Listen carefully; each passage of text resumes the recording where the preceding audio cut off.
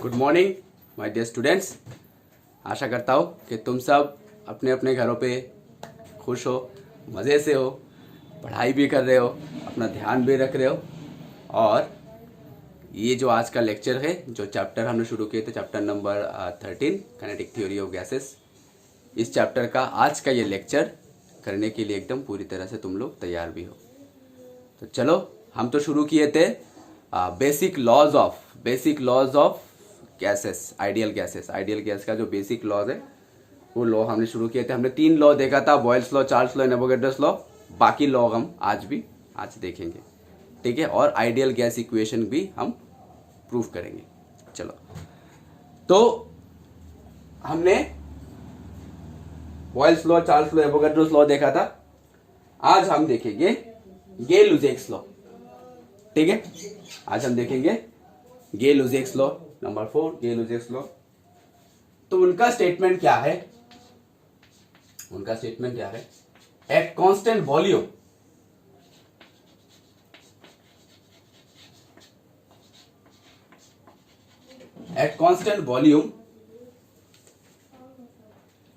the pressure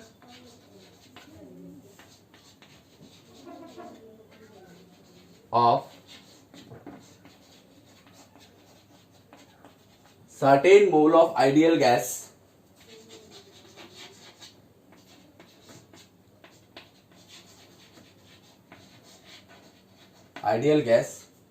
directly proportional with temperature.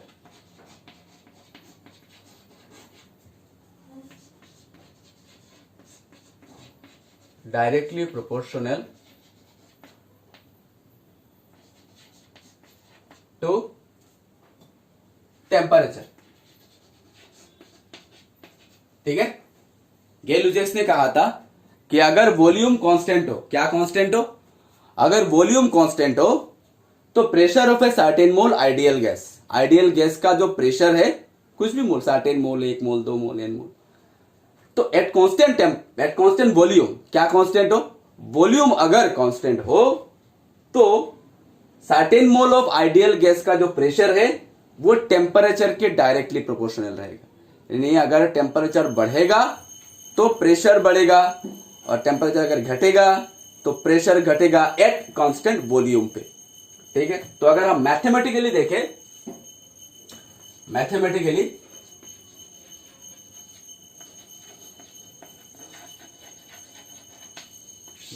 अगर हम देखें, P directly proportional to T at constant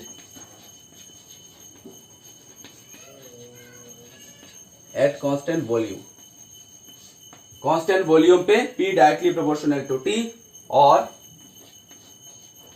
P by T equals to constant, P by T equals to constant, ठीक है। उतार लो ये।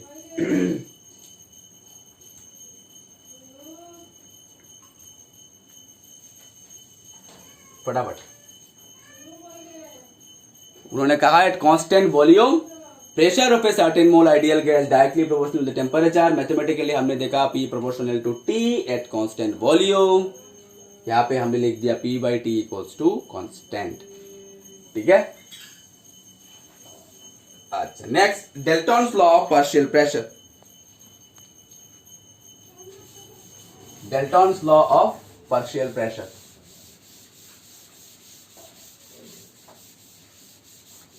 ये तुमने केमिस्ट्री, ये चैप्टर तुमने केमिस्ट्री में पढ़ा है, लेकिन क्या करें, फिजिक्स में भी हमको पढ़ना पड़ेगा क्योंकि चैप्टर है। Next, Dalton's law of partial pressure.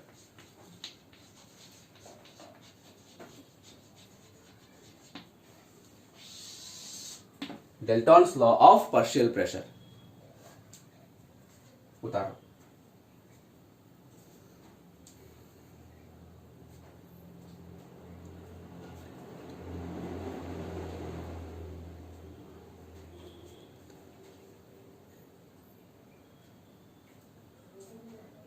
ठीक है। तो जॉन डेल्टन ने क्या कहा था जॉन डेल्टन ने कहा था कि उनका स्टेटमेंट है कि इन case of a gas mixture, in case of a gas mixture,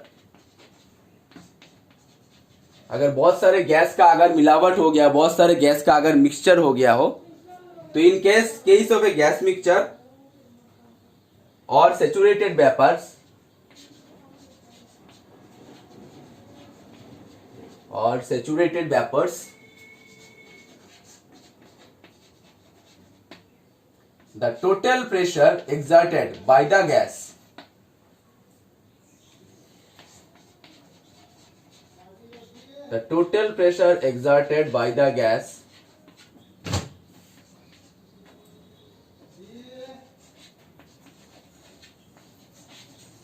is equal to the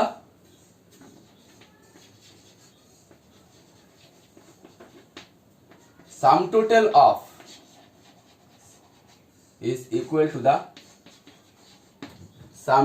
of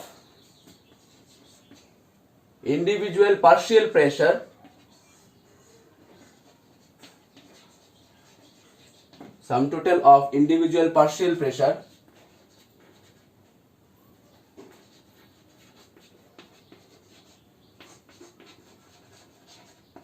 exerted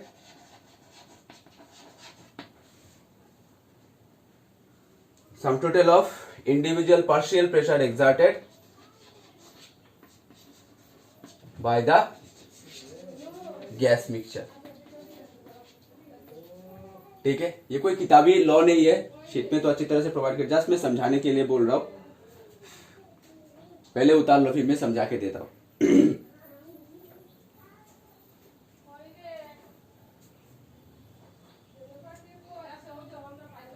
हाँ, तो उन्होंने क्या कहा, जॉन डेल्टन ने क्या कहा कि अगर एक कंटेनर पे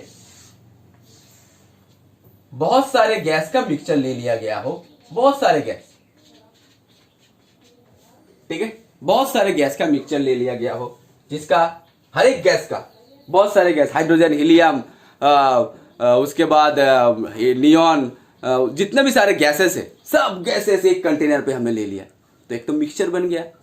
तो हर एक गैस का इंडिविजुअल प्रेशर रहेगा, हाइड्रोजन का एक प्रेशर रहेगा, हीलियम का एक प्रेशर रहेगा, नियॉन का एक प्रेशर रहेगा, ठीक है, ऑक्सीजन का, नाइट्रोजन का एक प्रेशर रहेगा, हर एक गैस का अलग अलग प्रेशर रहेगा, ठीक है। तो उन्होंने इसी अलग अलग प्रेशर का उन्होंने नाम दिया है पार्शियल प्रेशर। तो अलग अलग गैस का प्रेशर है, suppose P1, suppose P2, suppose Pn, n numbers of gas लिया है। तो उन्होंने क्या कहा, अगर मैथमेटिकली देखें, टोटल प्रेशर, मैथमेटिकली अगर हम देखें तो total pressure exerted by the gas is equal to sum total of all the partial pressure exerted by the gas, P1 plus P2 plus dot plus Pn, ठीक है। और इसको हम ऐसे भी लिख सकते हैं, P is equal to summation Pi as I equals to 1 to n, summation notation से हमने लिखा, ठीक है। उतार लो ये कॉपी पे।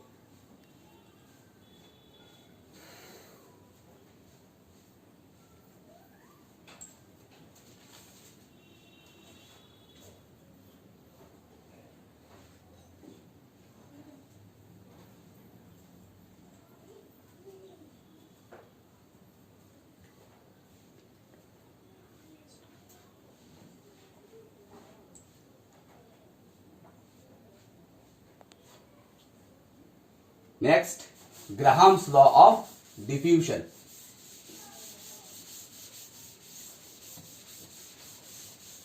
Graham's law of diffusion.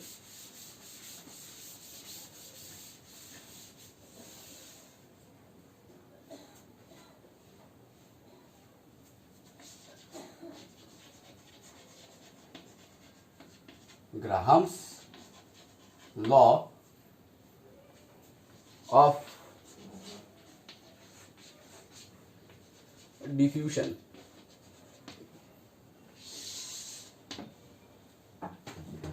ठीक है, ग्राहम्स लॉ ऑफ डिफ्यूजन।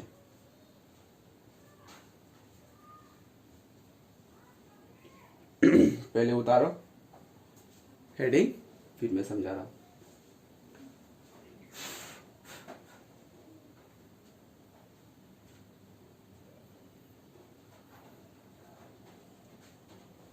अच्छा, तो इस लॉ का स्टेटमेंट जानने से पहले ये जो वर्ड जो मैंने यूज किया है अभी अभी, डिफ्यूशन, ये डिफ्यूशन क्या चीज है हम जानते हैं। पहले देखो इसका डेफिनेशन मैं जस्ट बता दे रहा हूं, एक एग्जाम्पल के साथ बता दे रहा हूं। अगर घर के एक कोने पे, बंद घर पे, पूरी तरह से घर एक बंद है, बंद घर के एक कोने पे अगर हम एक इंसेंस स्टिक्स, यानी अगर एक जो धूप रहता है, एक धूप जलाते, एक धूप काठी अगर जलाते हैं, तो घर के चारों ओर इस धूप काठी का खुशबू फैल जाता है। क्यों? किस लिए? अगर बंद घर पे, अगर इमेजिन करो, ये तो प्रैक्टिकल है भाई, एकदम प्रैक्टिकल चीज है, ये हम हर रोज फील करते। अगर घर के एक कोने पे अगर हमने एक बहुत ही खुशबूदार अगर हम धूप काठी अगर जला दिया, तो उसी घर के बाकी सब रूम पे भी ये खुशबू फैल जाता है। क्यों फैलता है? यही जो प्रोसेस है, जिस प्रोसेस से फैलता है, इसी प्रोसेस को डिफ्यूजन बोलते हैं। यानी diffusion is the process of movement of molecules from higher concentration to lower concentration.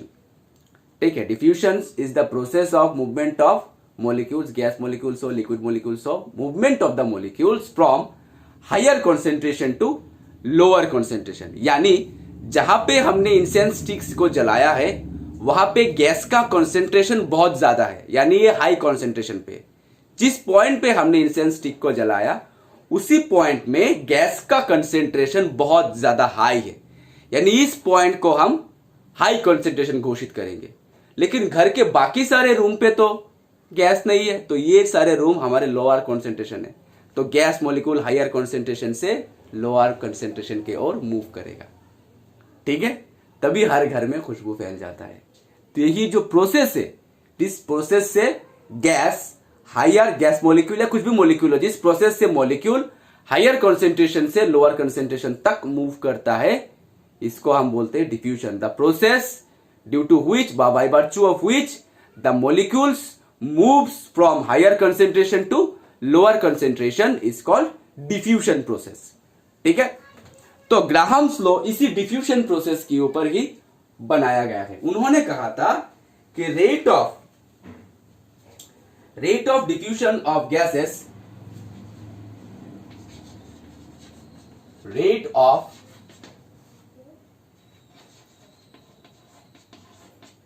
Diffusion of gases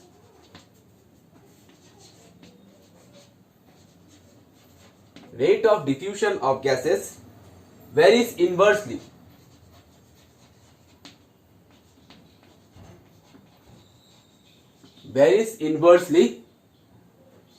as the square root of densities,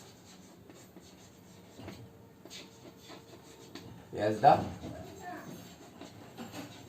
square root of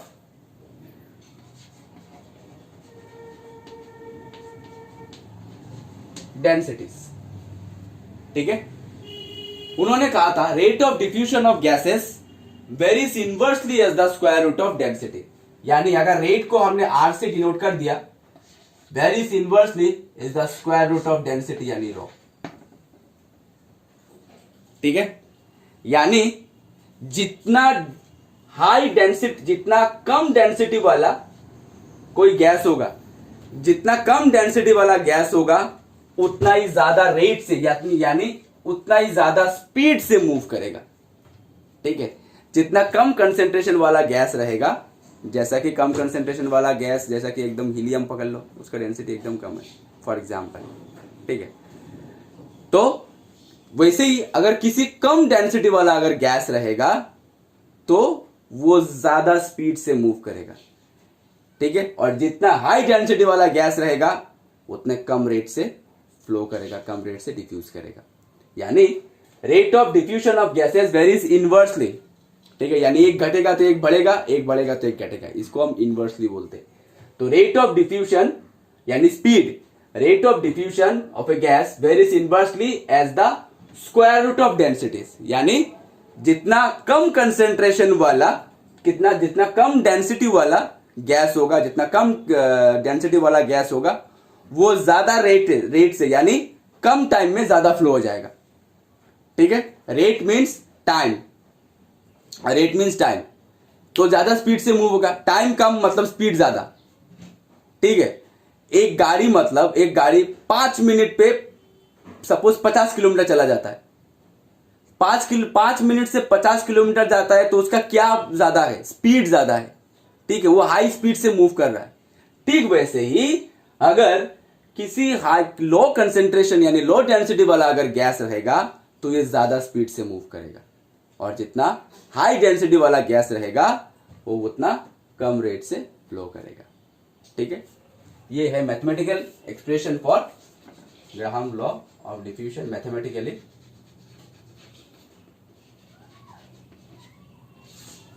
ठीक है, ये देने की जरूरत नहीं है, ये मैंने समझाने के लिए दे, उतार लो ये फटाफट।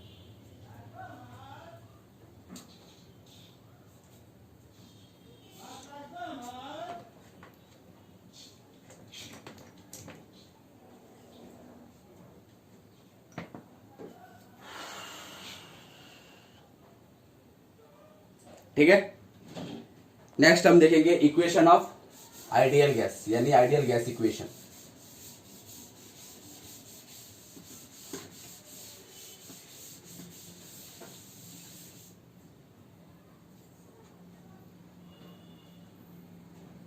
Ideal gas equation. ठीक है, आइडियल गैस इक्वेशन, हेडिंग डालो ideal gas equation.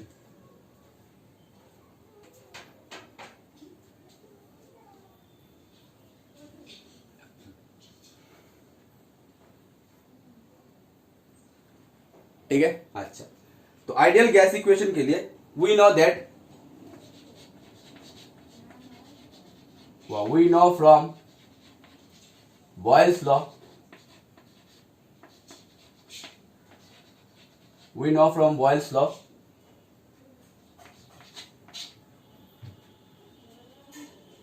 PV is equals to constant,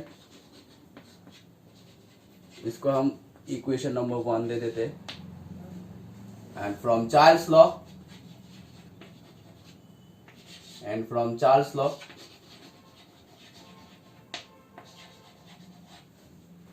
V by T is equals to constant।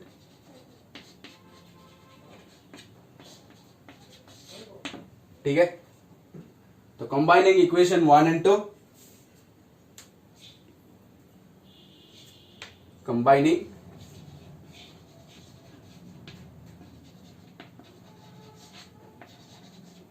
Equation 1 and 2, PV by T is equals to constant। ठीक है, and this constant is denoted by capital R, where R is the constant called universal gas constant,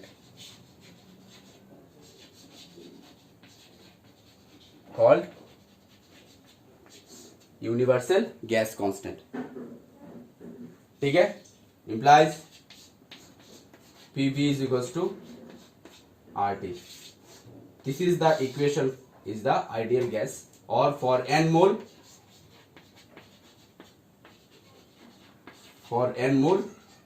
PV is equals to nRT। This is the ideal gas equation। ठीक है, उतार लो, इसमें कोई rocket science नहीं है, सिर्फ कंबाइन किया और उसके बाद एक के बाद एक। इस कांस्टेंट का नाम दिया हमने कैपिटल आर, जिसको हम बोलते हैं यूनिवर्सल गैस कांस्टेंट। ठीक है,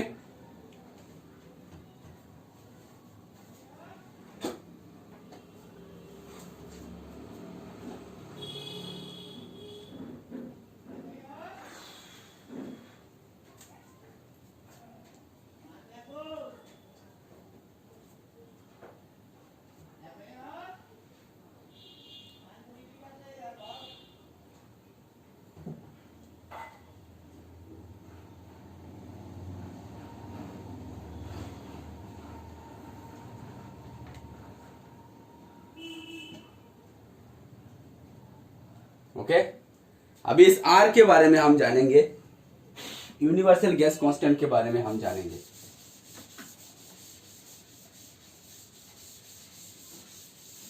यूनिवर्सल गैस कांस्टेंट क्या है, इसका वैल्यू क्या है, ये हम जानेंगे।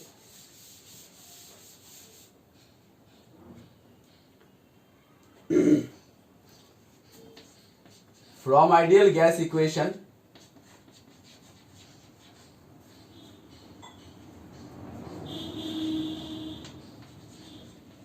from ideal gas equation for 1 mole, 1 मोल के लिए आइडियल गैस इक्वेशन क्या होगा, 1 मोल के लिए Pv is equals to RT। ठीक है, अच्छा, तो तुम लोग जानते हो स्टैंडर्ड टेम्परेचर एंड प्रेशर और नॉर्मल टेम्परेचर एंड प्रेशर, ये तो हम जानते हैं, हर कोई जानते हैं। ठीक है, 1 मोल के लिए स्टैंडर्ड टेम्परेचर ऑफ प्रेशर क्या है, 1 मोल के लिए, 1 मोल के लिए डेंसिटी रहेगा 13600 kg पर मीटर क्यूब। ठीक है, हाइट रहेगा 0.76, हाइट रहेगा 0.76 मीटर। ठीक है, जी तो हमारा 9.8 मीटर पर सेकंड स्क्वायर। ठीक है, वॉल्यूम रहेगा 22.4 लीटर, ये तो हम जानते हैं 1 मोल के लिए। प्रेशर रहेगा, रॉ है डेंसिटी 13600 kg पर मीटर क्यूब ऑफ मरकरी। ठीक है, हाइट रहेगा 0.76, ये तो हम जानते हैं मोल कॉन्सेप्ट पे, केमिस्ट्री पे मोल कॉन्सेप्ट पे तुम लोग ऑलरेडी मिल ही चुका है ये। नंबर ऑफ मोलिक्यूल्स कितना रहता है, Avogadro's number of molecule 6.023 into 10⁻23। Height कितना रहता है, हाइट रहता है इतना 0.76 सेंटीमीटर मीटर ऑफ मरकरी। उसके बाद डेंसिटी रहता है 13.6 इंटू तो 13600 kg पर मीटर क्यूब। उसके बाद जी रहता है 9.8, ये तो हम जानते मीटर पर सेकंड स्क्वायर। उसके बाद प्रेशर कितना रहता है 1 atm प्रेशर, यानी 1.01325 10⁵ पास्कल, ये तो हम जानते ही है। ठीक है, अच्छा, और टेम्परेचर कितना रहता है 273 केल्विन। ठीक है, अच्छा, तो ये सारे वैल्यू यहां से अगर हम R इक्वल्स टू हम लिखे तो PV/T, तो प्रेशर का फॉर्मूला हम जानते हैं H rho G into V into T। अब H का 1/1 बिठाते हैं, H का वैल्यू 0.76, रो का वैल्यू 13600, G का वैल्यू 9.8, वॉल्यूम 22.4 लीटर। तो इसको हम मीटर क्यूब पे कन्वर्ट करेंगे, तो मीटर क्यूब पे अगर कन्वर्ट किया तो हो जाएगा 0.00224, ये याद रखना। सॉरी 0.00 नहीं, 0.0224, यानी हो जाएगा 22.4 इंटू 10 टू द पावर, अगर 1 2 3 तो 10 टू द पावर -3। ठीक है, तो 0.0224 हो गया हमारा वॉल्यूम, मीटर क्यूब पे कन्वर्ट कर लिया, टेम्परेचर हमारा 273। इन सारे वैल्यू को अगर हम कैलकुलेट करें तो रिजल्ट आएगा 8.314, रिजल्ट आएगा 8.314 joule per kelvin per mole. ठीक है, this is the value of universal gas constant R at standard temperature and pressure और नॉर्मल टेम्परेचर STP और NTP। R का value 8.314 joule per kelvin per mole. ठीक है, उतार लो।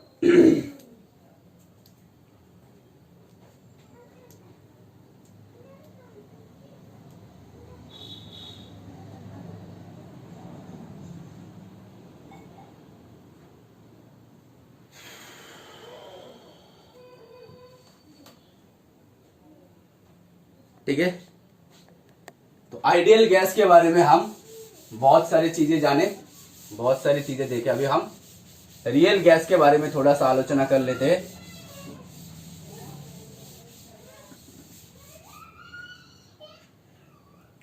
ठीक है।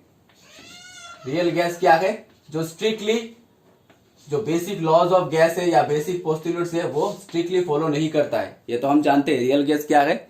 जो स्ट्रिक्टली फॉलो नहीं करता है उसको हम रियल गैस बोलता हूं। क्या क्या फॉलो नहीं करता है? जो बेसिक लॉ है और हमारा जो बेसिक पोस्टुलेट्स है वो फॉलो नहीं करता है, उसको हम रियल गैस बोलते हैं।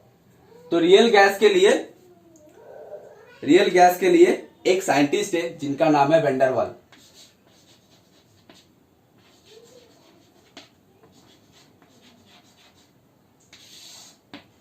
ये साइंटिस्ट ने रियल गैस का एक इक्वेशन दिया। इसका हम प्रूफ नहीं चाहिए, सिर्फ हम इक्वेशन जानेंगे। उन्होंने रियल गैस के लिए एक इक्वेशन दिया है। रियल गैस के लिए एक इक्वेशन दिया है। इक्वेशन है P plus A by b square into B minus b is equals to R T. ये P V is equals to R T के बराबर है। देखो ये P है, ये V है, is equals to R T. ये P V is equals to R T यानी आइडियल गैस की तरह ही है, लेकिन आइडियल गैस नहीं है। आइडियल गैस क्या करता है? स्ट्रिक्टली फॉलो करता है जो बेसिक लॉ है और जो हमारे पोस्टुलेट्स है, लेकिन ये स्ट्रिक्टली फॉलो नहीं करता है। इसीलिए ये सारे थोड़ा सा डेविएशन है। Where A and B are constants, where A, B are constants. ठीक है, ए बी हमारे कांस्टेंट है। तो P plus A by b square plus B minus b is equal to R T. ठीक है, और ये दोनों A और B are the constants, A और B are the constants and they are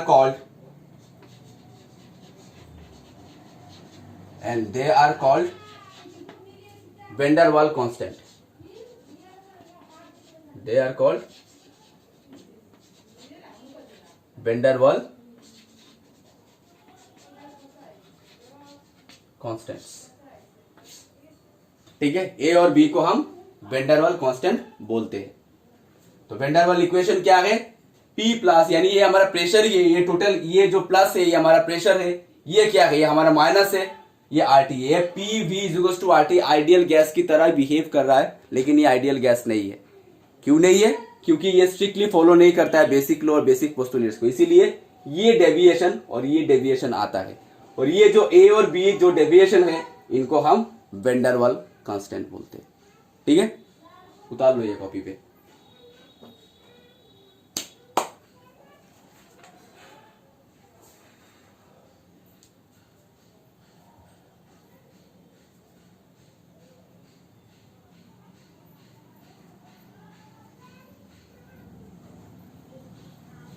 तो स्टूडेंट्स, आज का लेक्चर यहाँ तक ही हम समाप्त करते हैं। नेक्स्ट लेक्चर से हम और फर्दर कंटिन्यू करेंगे इस चैप्टर को।